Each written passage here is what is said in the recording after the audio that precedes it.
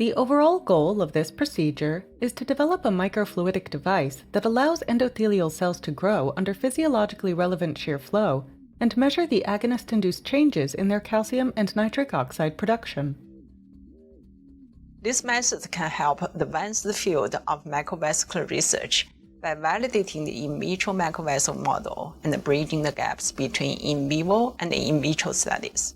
The main advantages of this technique are the versatile design of the microchannels to mimic various vasculature and improve cell culture environment that is closer to in vivo than the conventional static two-dimensional cultures. Demonstrating the procedures will be Sulei and Xiang, the two postdocs from my laboratory.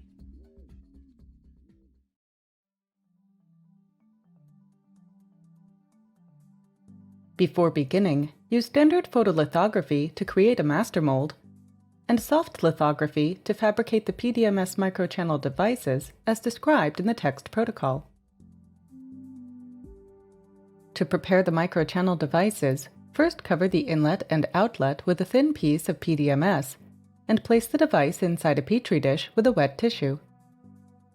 Then, wrap the dish with parafilm and sterilize the device under UV light for at least 3 hours. The next step is to apply the fibronectin. First, place a drop of 30 to 50 microliters of PBS at the inlet. Create a vacuum at the outlet to rinse the device. Next, place a drop of 100 micrograms per milliliter fibronectin at the inlet. Create a vacuum at the outlet to load the fibronectin solution.